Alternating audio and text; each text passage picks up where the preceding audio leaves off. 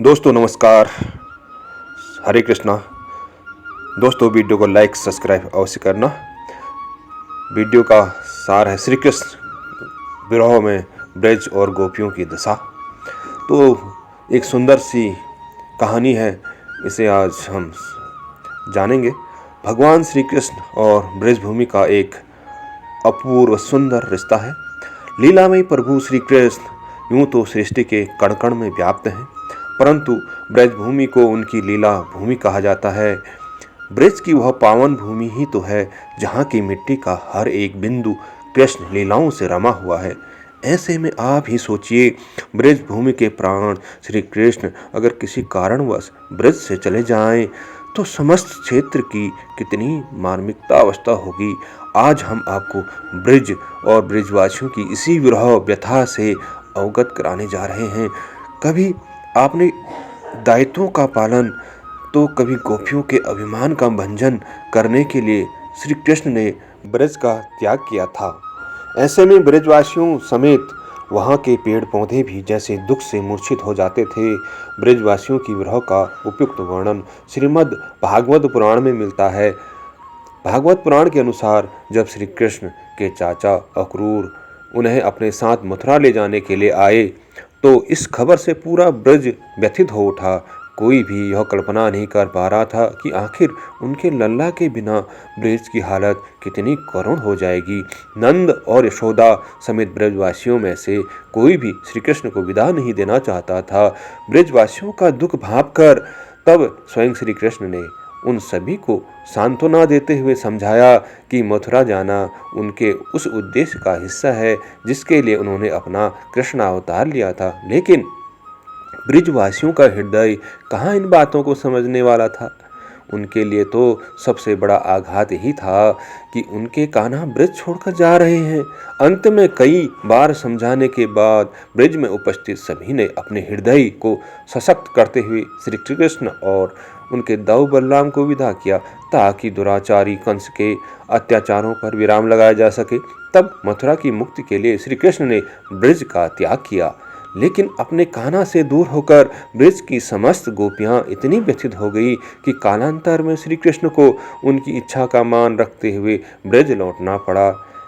यही वह समय था जब सभी गोपियां श्री कृष्ण को अपने स्वामी के रूप में पाना चाहती थी, परंतु हमारे कान्हा का हृदय तो उनकी राधिका को मिल चुका था।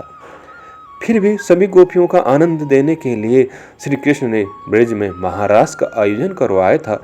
शरद पूर्णिमा की वह प्रज्वलित मध्य रात्रि गोपियां साज श्रृंगार कर अपने कान्हा के साथ रास रचाने आ पहुंची थी। अपने कान्हा के साथ रास रचाते हुए गोपियों को ऐसा लगने लगा कि वह ही जगत की श्रेष्ठ स्त्रियां हैं जिन्हें कान्हा मिले हैं। परमेश्वर से भला किसके मन की भावन छिप सकती है।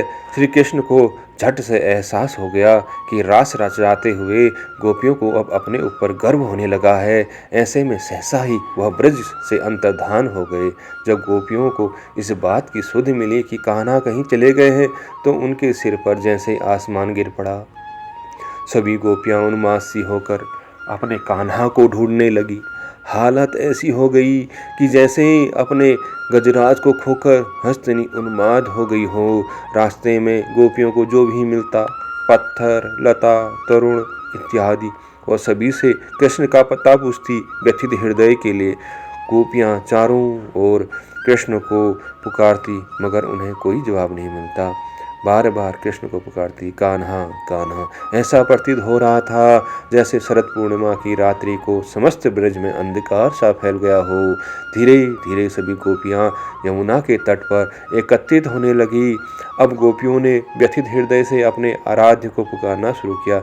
हे श्याम सुंदर, हे प्राणनाथ, हे गोपिका वल्लभ, हमारे साथ ऐसी निष्ठुरता ना करो।